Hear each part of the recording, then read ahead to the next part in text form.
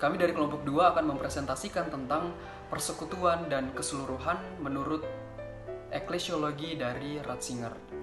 Dan di sini kami akan membahas ada beberapa topik, yaitu yang pertama kami akan membahas tentang biografi dari Ratzinger, yang kedua kami akan membahas tentang iman, sakramen, dan persekutuan, lalu yang ketiga ekaristi dan persekutuan, yang keempat firman Allah dan persekutuan, yang kelima jabatan dan persekutuan, yang keenam kaum awam atau communio fidelium, yang terakhir kami akan membahas tentang communio trinitas dan eklesial atau persekutuan trinitas dan gereja.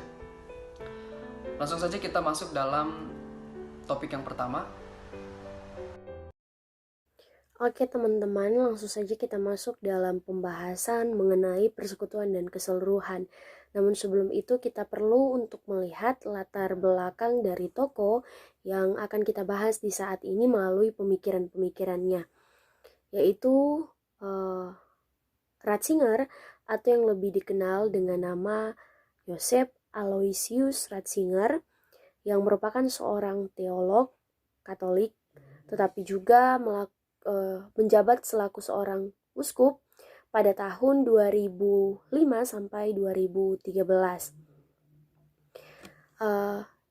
Ratzinger ini mewakili pemikiran eklesiologis dari Gereja Katolik Roma. Oleh karena itu, pemikiran-pemikiran yang dihasilkan oleh Ratzinger diambil dari aliran Gereja Katolik Roma. Dasar pemikiran yang diambil oleh Ratzinger salah satunya itu melalui disertasi Agustinus tentang kasih yang disatukan dalam persekutuan gereja dengan Allah yang akan kita bahas sebentar, yang juga menempatkan esensi gereja antara diri dan keseluruhan, yaitu antara diri dari gereja dan apa saja yang terkait dengan gereja. Dan juga di sini Ratzinger mau melindungi relasi antara manusia dengan manusia dan manusia dengan Allah dari masyarakat individualistik pluralistik di dunia pluralistik modern. Dan di sini juga ternyata Ratzinger mau melawan dua penyimpangan yang menentukan iman gereja dan praktik gerejawi. Yaitu yang pertama itu ditemukan dalam rumusan awal Agustinus, tapi juga yang kedua terdiri dalam membatasi gereja lokal dari gereja yang lebih besar dan mereduksi menjadi interaksi dinamis kelompok yang sebentar akan kita bahas secara menyeluruh. Lalu teman-teman, di sini juga iman Kristen dihidupi secara non-individualistik dan kehidupan gereja secara komunal yang juga akan kita bahas. Lalu teman-teman,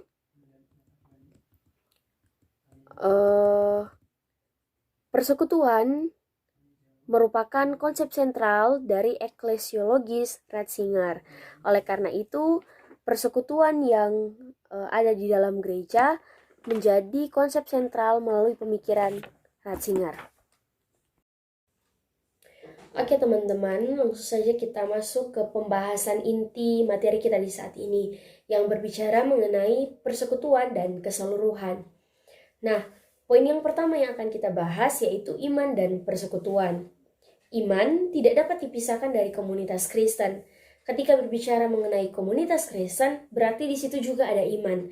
Ketika juga berbicara mengenai iman, berarti di situ juga ada komunitas Kristen. Dan iman memiliki objek menurut pemahaman dari Ratzinger. Nah, objek dari iman itu sendiri adalah Allah Tritunggal atau di dalam diri Yesus Kristus. Ketika seseorang memiliki iman dan mengaku percaya kepada Allah Tritunggal, berarti dia juga harus menyerahkan hidupnya secara keseluruhan kepada apa yang dia percayai. Lalu, orang tidak dapat membangun persekutuan pribadi dengan Tuhan. Ketika seseorang mengaku dia percaya dan memiliki iman kepada Allah Tritunggal, dia tidak dapat membangun persekutuan pribadi. Karena kalau berbicara mengenai soal persekutuan, di situ juga berarti terdiri dari beberapa orang atau terdiri dari orang-orang juga yang percaya kepada Allah yang sama, yaitu Allah di dalam diri Allah Tritunggal atau Allah di dalam diri Yesus Kristus. Oleh karena itu dapat dikatakan sebagai persekutuan. Nah, sebaliknya, di sisi lain, orang ketika dia mengaku percaya kepada Allah Tritunggal, dia ternyata dapat membangun hubungan secara pribadi, atau sesedikit orang itu dapat membangun hubungan secara pribadi dengan Allah. Tetapi kalau soal bicara mengenai persekutuan, itu tidak dapat dibangun secara pribadi karena bersifat komunal. Lalu Ratzinger menggunakan istilah Adam dan dia menghubungkannya ke dalam perjanjian yang baru. Adam yang berarti manusia dihubungkannya ke dalam perjanjian baru, yaitu di dalam diri Yesus Kristus. Diri Yesus Kristus itu dikatakan oleh Ratzinger sebagai perwujudan dari kesatuan seluruh umat manusia. Dan dia menganalisisnya dari tulisan Paulus yang secara garis besar mengatakan satu di dalam Kristus, yang terambil dalam Galatia pasal yang kedua ayat 20.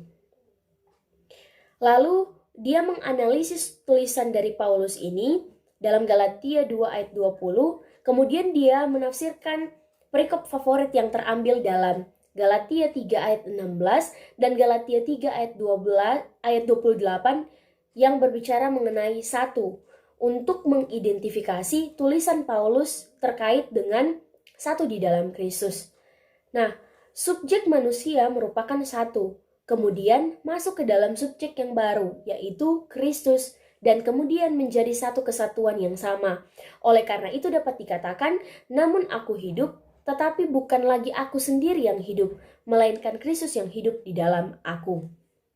Lalu dari sini, gereja memperoleh karakternya sebagai subjek, yang berarti gereja sebagai agen yang bertindak untuk menopang iman yang sudah dikaruniakan kepada manusia. Kristus sebagai kepala, gereja sebagai tubuhnya, membentuk secara keseluruhan. Gereja di sini tempat manusia mencapai tujuannya untuk bersatu dengan Kristus, sehingga dapat menjadi satu kesatuan yang sama yang tidak dapat dipisahkan. Lalu Ratzinger menyimpulkan, ternyata ada esensi terdalam dari gereja, dan esensi terdalam dari gereja itu melalui Efesus pasal yang kelima ayat 32 menyangkut tentang hubungan Kristus dengan jemaat.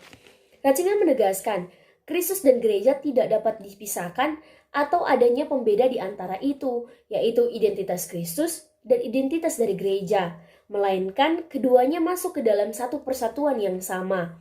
Dan hal ini merupakan tindakan pneumatik aktual dari cinta pernikahan yang digambarkan oleh Ratzinger, Kristus sebagai mempelai laki-laki, gereja sebagai mempelai perempuan yang saling terikat antara satu dengan yang lainnya.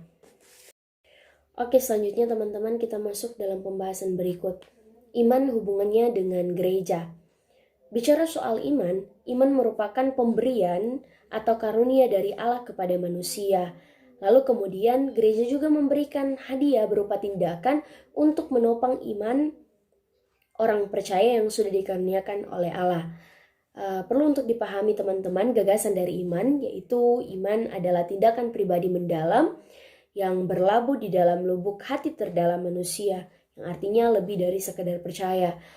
Oleh karena itu, Ratzinger mengatakan bahwa ketika orang mengaku percaya, itu juga berarti mereka datang berpartisipasi dalam keputusan yang sama dan yang sudah ada dari komunitas orang-orang percaya. Iman itu bersifat komunal. Karena iman bersifat komunal, Ratzinger menegaskan iman itu harus dibentuk dalam komunitas. Seseorang tidak dapat menciptakan iman, melainkan menerimanya dalam persekutuan iman, yaitu di dalam diri Yesus Kristus yang memberikan iman sebagai karunia kepada manusia, lalu kemudian gereja bertugas untuk menopang iman tersebut dalam diri manusia. Maka pengalaman iman akan benar-benar lengkap ketika seseorang itu berada dalam komunitas. Ketika seseorang berada di dalam komunitas, maka pengalaman iman akan benar-benar terjadi secara lengkap atau akan sepenuhnya terjadi di dalam komunitas. Meski iman dibentuk dalam komunitas, iman tetap menjadi tindakan individu fundamental atau tindakan fundamental dari manusia.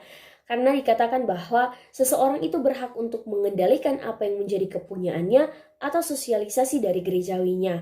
Tetapi Ratzinger mau memberi penegasan bahwa iman itu sekali lagi bersifat komunal, maka memungkinkan orang itu untuk mengambil keputusan yang sudah ada dalam komunitas orang percaya.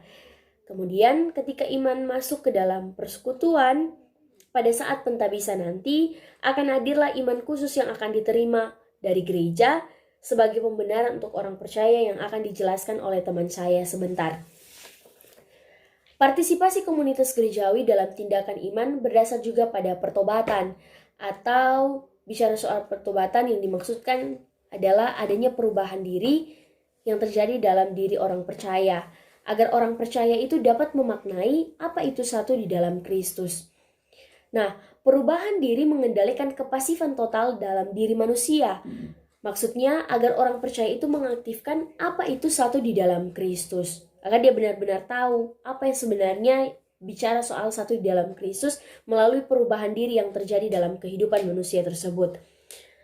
Nah, mengaktifkan ini berarti menyerahkan hidup sepenuhnya dan melakukan apa yang dikehendaki oleh Allah. Kalau bicara soal pertobatan atau perubahan diri, itu tidak terjadi begitu saja. Lantas mengapa tidak terjadi begitu saja? Karena manusia tidak dapat merealisasikan sepenuhnya perubahan diri dalam keputusan pribadi yang dilakukan olehnya. Dan perlu dipahami bahwa adanya pemisahan batas antara diri dan non-diri. Diri itu bagian dari manusia itu sendiri. Dan kalau soal bicara mengenai non-diri, itu berarti berada di luar dari diri. Ketika seseorang ingin melakukan perubahan dirinya secara pribadi, maka gereja bertindak untuk merealisasikan sepenuhnya perubahan diri, yang artinya gereja itu berada di luar diri manusia, yang berarti bicara soal non-diri. Kalau tadi bicara soal diri, yaitu berarti dalam manusia, non-diri itu bicara soal komunal atau di dalam gereja. Nah, iman yang diberikan oleh Allah itu butuh topangan, dan topangan ini dijalankan oleh gereja, karena gereja sebagai agen yang bertindak. Karena harus bersama untuk dijalankan. Iman itu harus dijalankan ketika diberikan oleh Allah, ada topangan dari gereja. Ketika Kristus bertindak, gereja bertindak. Ketika gereja juga bertindak, maka Kristus juga bertindak. Iman perlu perwujudan dari tindakan manusia, yaitu masuk ke dalam persekutuan. Ketika masuk dalam persekutuan, harus juga ikut serta dalam pengajarannya, termasuk mengikuti sakramental. Dari sini menurut Ratzinger, menyerahkan tindakan iman itu kepada gereja. Dan kemudian poin selanjutnya akan dijelaskan oleh teman saya. Selanjutnya adalah sakramen dan persekutuan. Jadi sakramen ini adalah ungkapan komunalitas dari kehidupan gereja. Nah, artinya di sini dalam sakramen itu bukan hanya satu orang saja yang dapat menerima, melainkan ada banyak orang yang dapat menerimanya. Jadi ketika seseorang itu sudah masuk dalam satu persekutuan kepada Allah, itulah mengapa mereka disebut sebagai komunalitas. Nah, seseorang tidak dapat dengan sendirinya menciptakan atau menjalankan sakramen-sakramen. Jadi seseorang itu membutuhkan orang lain, ya, membutuhkan orang lain yang sama-sama beriman kepada Allah yang sama, yaitu Allah Tritunggal. Nah, menurut pandangan Ratzinger, sakramen ini lebih dari sekedar tanda mediasi komunal dalam iman pribadi. Artinya, seseorang tidak dapat memahami bahwa iman akan dengan sendirinya terjadi lewat kehidupan individu, melainkan iman adalah karunia dan juga anugerah dari Sang Ilahi. Untuk itu iman dibentuk dalam komunitas, sehingga melalui komunitas atau persekutuan atau gereja, seseorang dapat memperoleh iman sebagai anugerah atau sebagai karunia, atau kalau dalam bahasa bukunya disebut sebagai hadiah. Nah, Ratzinger juga berpandangan bahwa iman tidak dapat dimiliki oleh seseorang itu dengan sewenang-wenang atau dengan semaunya, melainkan iman itu didapatkan melalui sakramen-sakramen. Jadi di sini artinya iman bukanlah sebuah anugerah yang Allah berikan. Iman memanglah anugerah yang Allah berikan kepada individu seseorang. Namun hal ini tidak dapat menjamin iman yang ada pada individu seseorang atau ada pada diri seseorang itu akan terus bertahan, akan terus stuck sampai di situ saja. Nah, namun untuk itu seseorang harus secara liturgi mempraktekkan atau menjalankan iman itu sebagai karunia dari gereja dan karunia dari Allah, yaitu dalam kaitannya dengan sakramen-sakramen. Nah, artinya di sini bahwa iman itu harus dimediasi dalam sakramen-sakramen, maka akan terbentuk iman khusus. Kalau dalam bahasa buku, iman khusus ini menurut Ratzinger hanya dimiliki oleh orang-orang percaya yang mendasari imannya lewat sakramen-sakramen. Jadi Ratzinger berpendapat bahwa iman khusus hanya akan dimiliki jika menjalankan sakramen-sakramen. Jadi iman khusus ini hanya didapatkan oleh orang-orang yang menjalankan sakramen. Jadi di luar itu, orang-orang yang tidak menjalankan sakramen mungkin menurut Ratzinger tidak dapat memperoleh iman khusus. Nah, lalu Ratzinger juga menjelaskan bahwa iman yang dimediasi secara sakramental adalah iman yang diciptakan sendiri. Nah, jadi iman itu kan berkaitan dengan gereja dan juga Sang Ilahi. Karena iman adalah anugerah dari Sang Ilahi yang diberikan untuk gereja. Nah, untuk itu gereja berperan sebagai agen atau subjek untuk menopang proses dari iman tersebut. Dari sini dapat disimpulkan bahwa sakramen-sakramen yang dilakukan ini sangat mempengaruhi iman seseorang.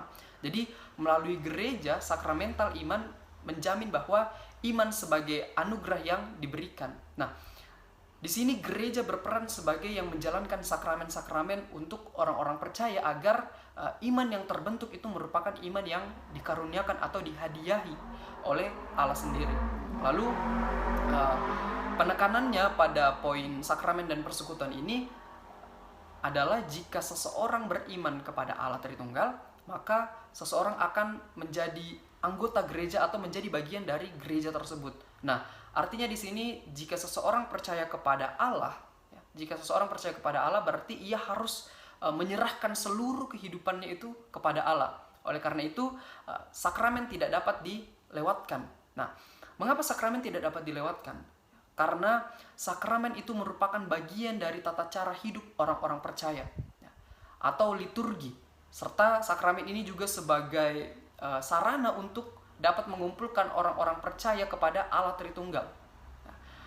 Bisa juga disebut sebagai respon iman. Jadi ketika seseorang percaya kepada Allah, berarti ia benar-benar menyerahkan seluruh kehidupannya itu kepada Allah. Lalu dengan cara apa?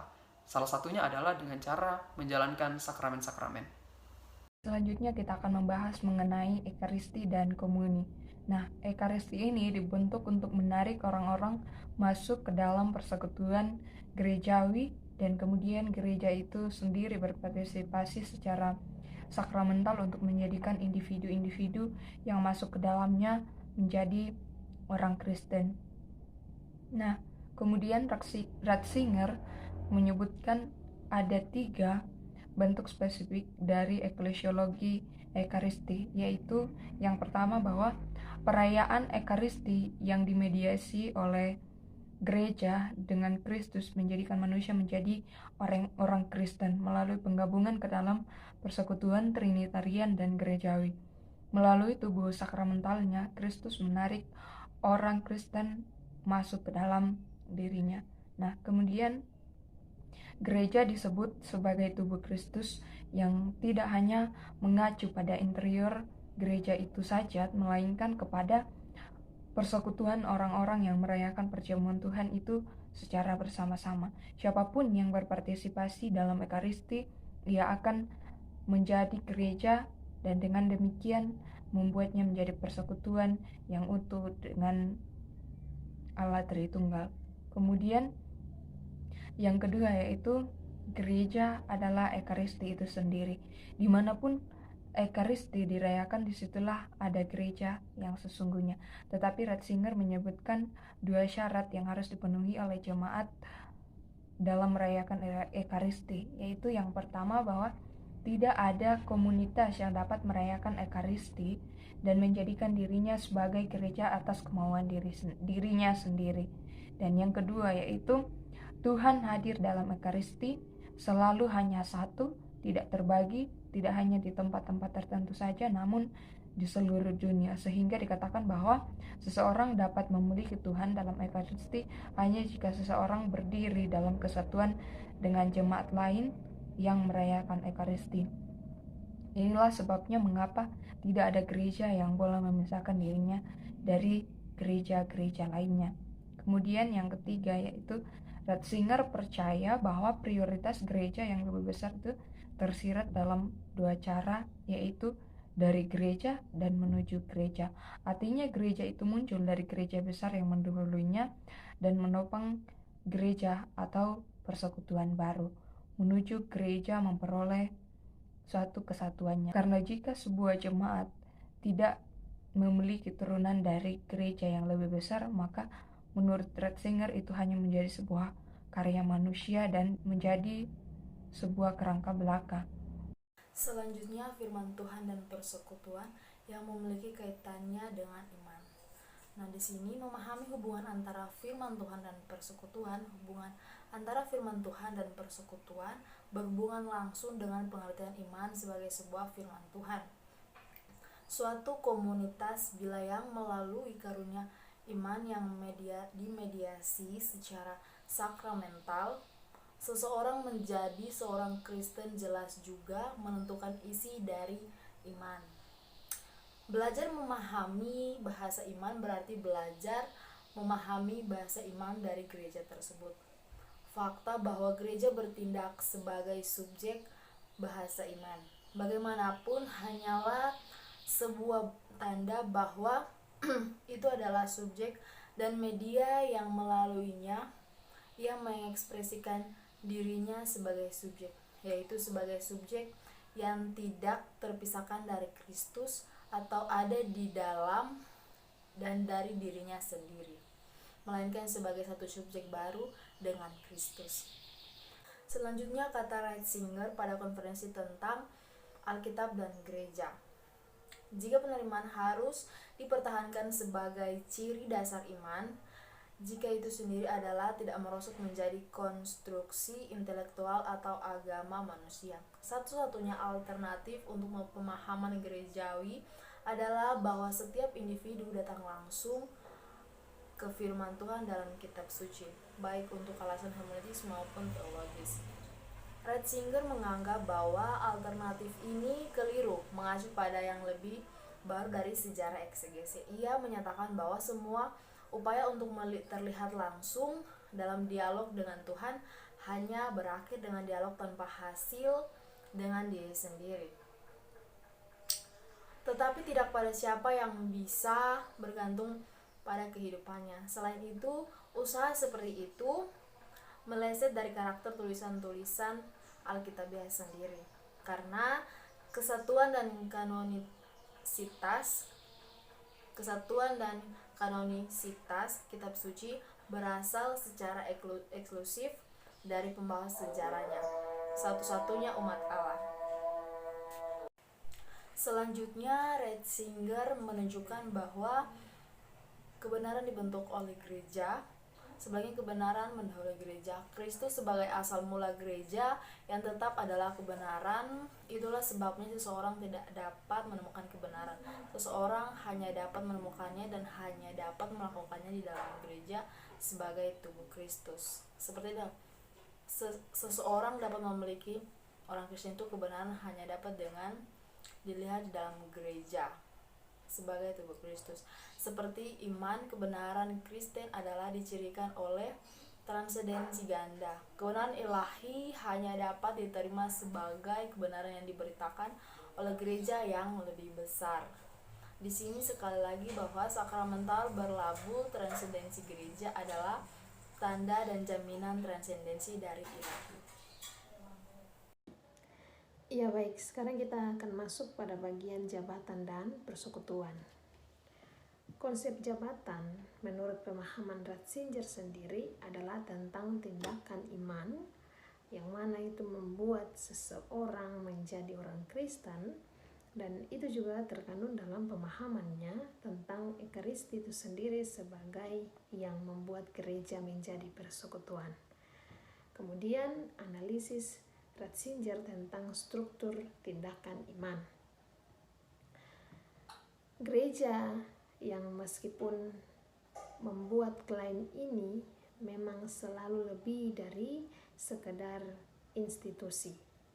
Dan itu juga bukan merupakan lingkungan spiritual yang tidak berwujud di mana setiap orang dapat memilih apa yang dia suka. Jika memang demikian, maka tiap-tiap orang wajib menyaring filosofi hidupnya sendiri. Kemudian bagi Ratzinger sendiri bahwa kebenaran Kristen itu pada akhirnya merupakan produk dari refleksi tiap individu, dan kemudian seseorang dapat menerima kebenaran jika aksesnya bersifat komunal.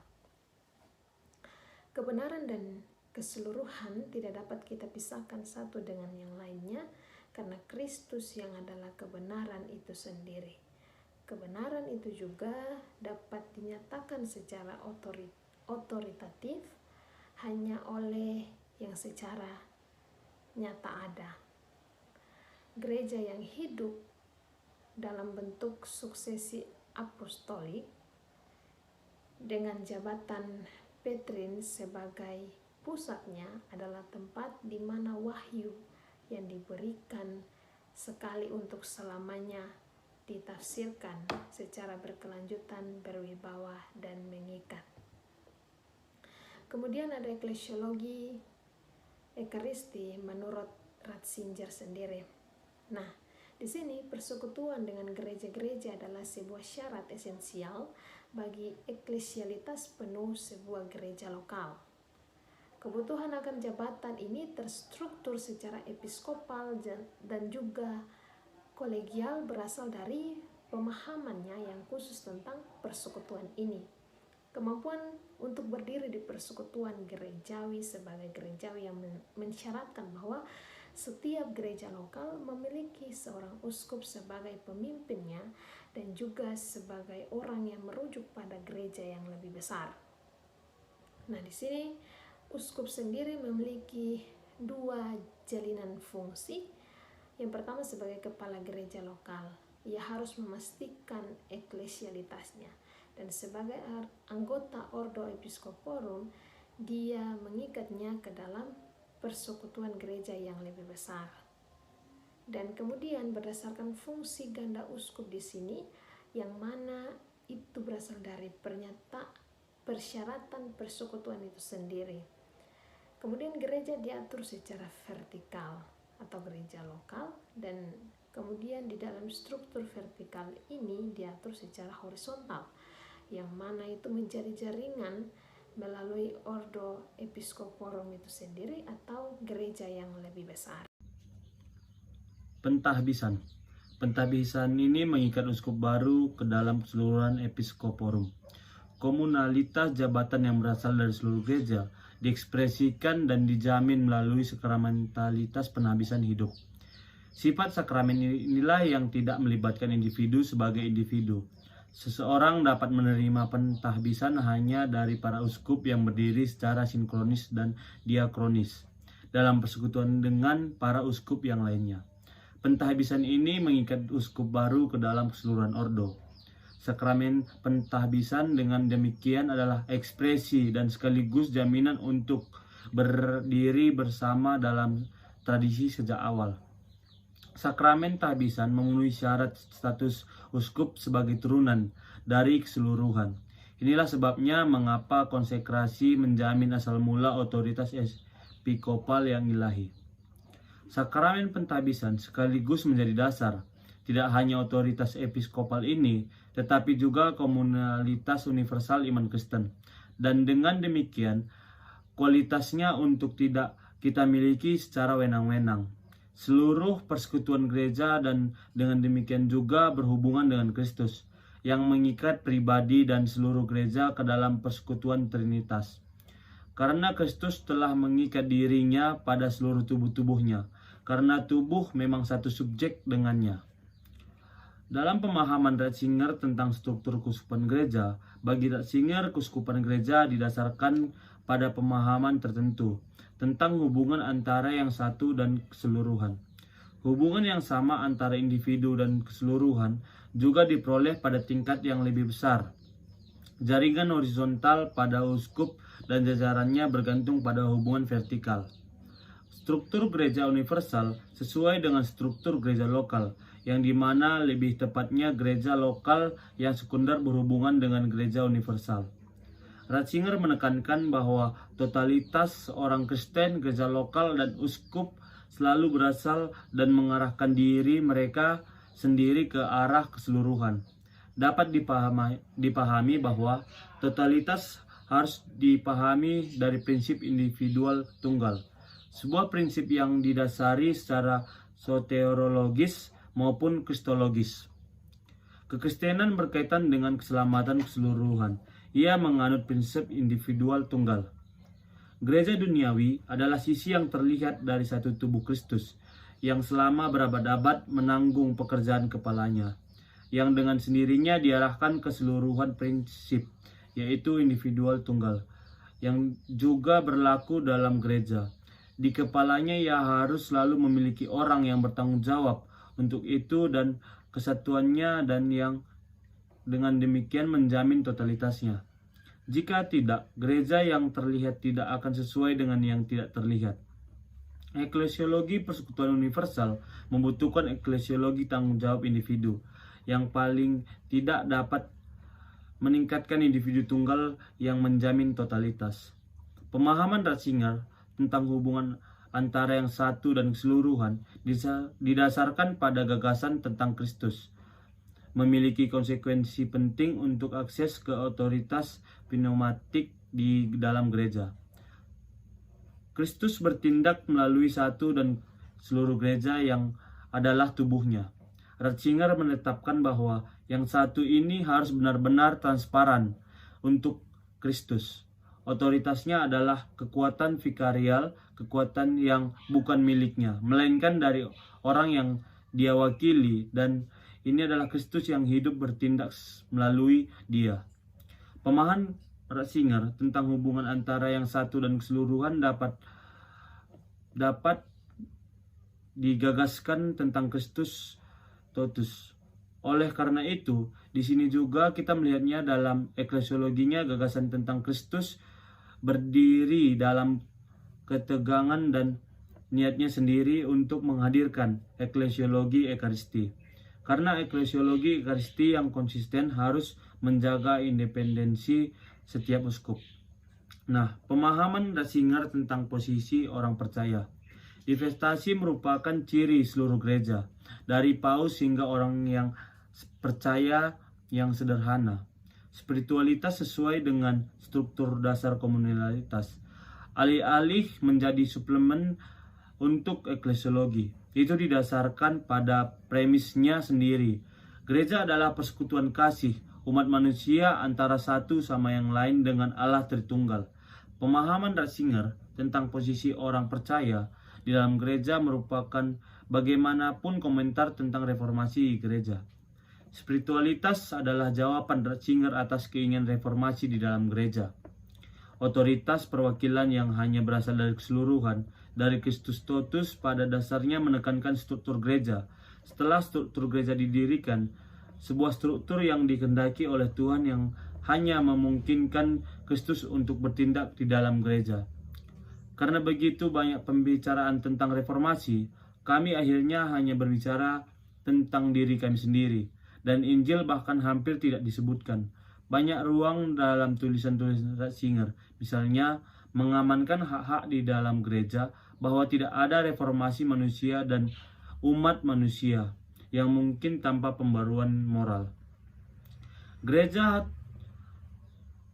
terus terang memperhatikan perjumpaan dengan Allah Tritunggal, maka dalam pandangan Ratzinger, elemen struktural apapun yang tidak melibatkan mediasi perjumpaan ini hanya dapat menjadi sekunder. Selain itu, struktur dapat dibuat yang tidak mudah, tetapi fungsinya tidak harus selalu mengandalkan kedewasaan etis yang tidak realistis.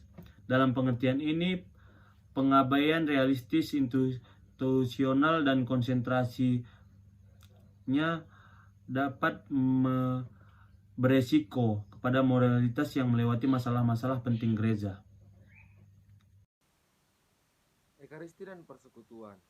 Ekaristi dibentuk untuk menarik orang-orang masuk dalam persekutuan gerejawi. Gereja berpartisipasi secara sakramental, menjadikan individu-individu menjadi orang Kristen. Di sini ada 3 bagian. Yang pertama, perayaan Ekaristi yang dimediasi oleh gereja dengan Kristus, menjadikan manusia sebagai orang Kristen melalui penggabungan ke dalam persekutuan Trinitarian dan gerejawi. Yang kedua, gereja adalah Ekaristi itu sendiri. Di sini ada 2 syarat. Yang pertama, tidak ada komunitas yang dapat merayakan Ekaristi dan menjadikan dirinya sebagai gereja atas kemauan dirinya sendiri. Dan yang kedua, Tuhan hadir dalam Ekaristi. Nah, bagian ketiga yang terakhir, prioritas gereja yang lebih besar tersirat dalam 2 cara, yaitu dari gereja dan menuju gereja. Baik, kita akan masuk pada bagian penjelasan tentang persekutuan, Trinitas, dan gereja. Ratzinger telah menulis sedikit tentang Trinitas, meskipun bagian-bagian kunci dalam argumentasinya secara teratur memuat referensi singkat tentang hubungan antara Allah Tritunggal dan manusia. Secara garis besar, konsep eklesiologi Ratzinger menekankan akan pentingnya konsep kesesaan dan kesetaraan pribadi Trinitas, serta melihat bahwa gereja adalah Kristus sepenuhnya. Implikasi dari konsep tersebut adalah subjektivitas Kristus yang dialihkan kepada gereja, menjadikan hidup umat berpusat pada gereja, yang memunculkan sebuah konsep bahwa anugerah dari Allah secara eksklusif diberikan melalui gereja. Keyakinan eklesiologi dan soteriologis dasar Ratzinger mengenai hubungan Kristen dengan subjek kolektif gereja mengadakan pemahaman tertentu tentang kepribadian.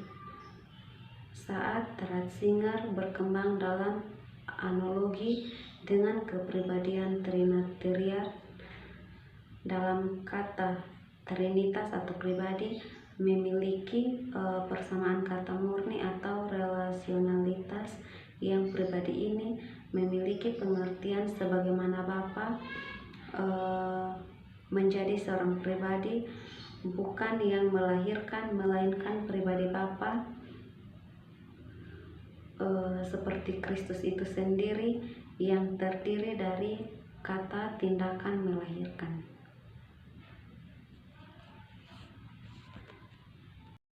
Penjelasan selanjutnya, persekutuan Trinitas dan gereja. Kristus Totus mengisyaratkan bahwa gereja yang merupakan satu subjek dengan Kristus terintegrasi ke dalam kehidupan Trinitarian Allah.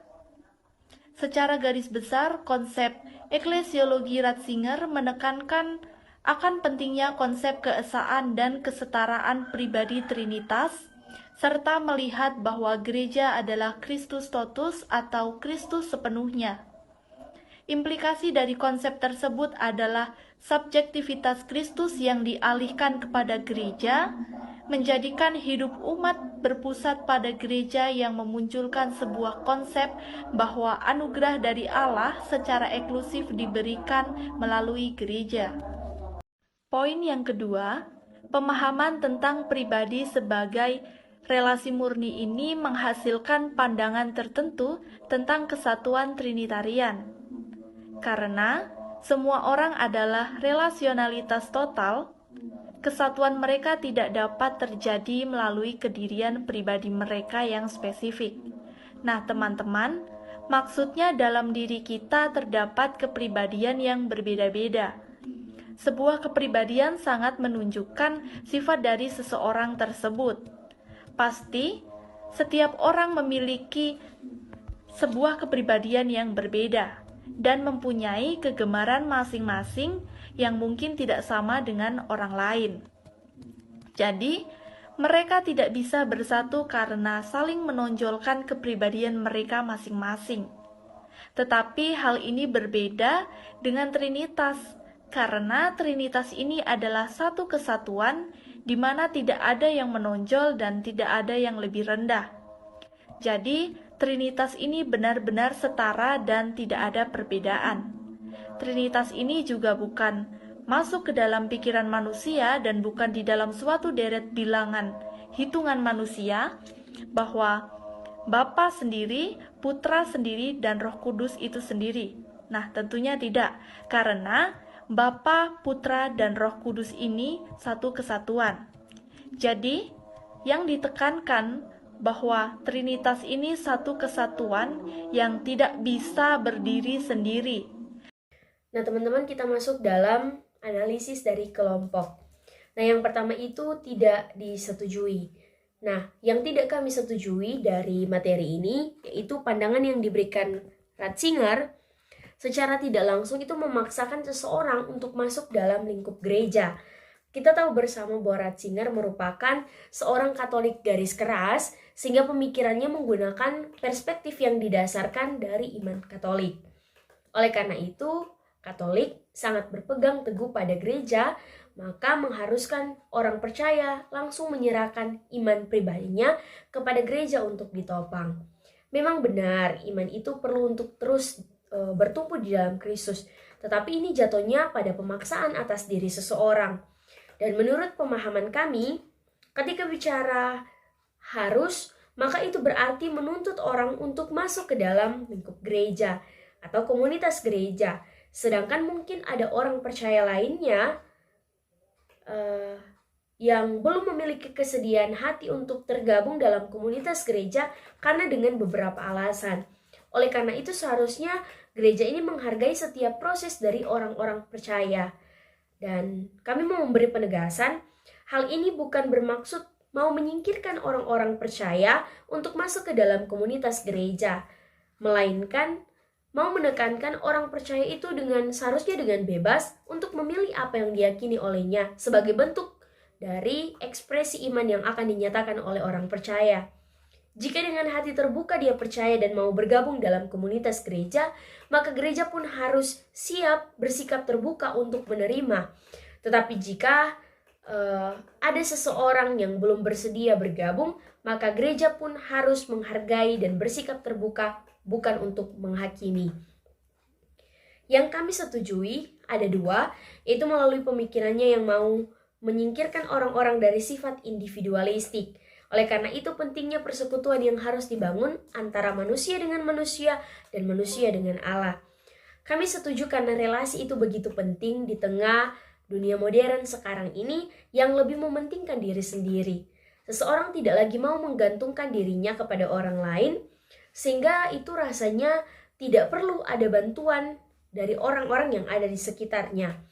Oleh karena itu, lewat pemikiran Ratzinger melalui persekutuan dan keseluruhan yang terlibat di dalamnya, itu sangat penting bagi kehidupan di dunia sekarang ini, agar ada keterikatan dan relasi yang harus terus dijaga dan terus untuk dipertahankan. Yang kedua, kami setuju di bagian semua orang beriman itu sama, walaupun mungkin dibedakan antara orang yang diberi tanggung jawab dan orang awam atau jemaat. Tetapi ketika masuk dalam liturgi, semuanya adalah bagian yang tidak dapat dipisahkan karena sama-sama mengambil bagian dalam liturgi yang dijalankan. Lalu ada juga kelebihan dan kekurangan yang kami dapatkan. Kelebihannya terletak di persekutuan karena menekankan relasi antara hubungan manusia dengan manusia dan manusia dengan Allah.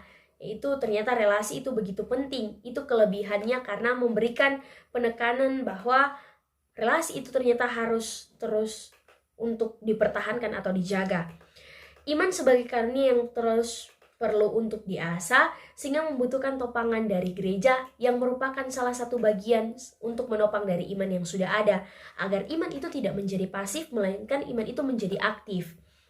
Kedua, kekurangannya itu seseorang tidak dapat dengan bebas untuk mengekspresikan iman mereka secara pribadi, karena iman menurut Ratzinger bersifat komunal yang harus dikembangkan di dalam gereja, atau iman harus dimediasi dalam persekutuan dengan orang percaya, yaitu iman terjadi dalam komunitas orang-orang percaya. Kita masuk pada kesimpulan. Jadi melalui pemikiran dari Ratzinger ini memberikan sumbangsi yang begitu penting bagi kehidupan gereja. Nah, jadi Ratzinger ini merupakan seorang Katolik. Oleh karena itu, dasar pemikiran yang diambil oleh Ratzinger ini berdasarkan perspektif dari orang-orang Katolik. Nah, maka dari itu karya-karya yang dihasilkan oleh Ratzinger ini sangat berbau Katolik.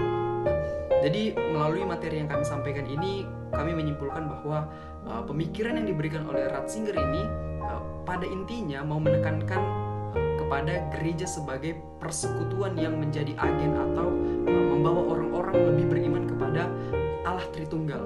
Nah, karena menurut pandangan Ratzinger, di dalam persekutuan atau di dalam gereja atau dalam komunitas itu akan ditemukan poin-poin yang ternyata merupakan bagian dari persekutuan itu sendiri. Nah, poin-poin di sini yang telah kami kelompok jelaskan di materi kami di sebelumnya. Dan ini saja penyampaian dari kami. Terima kasih.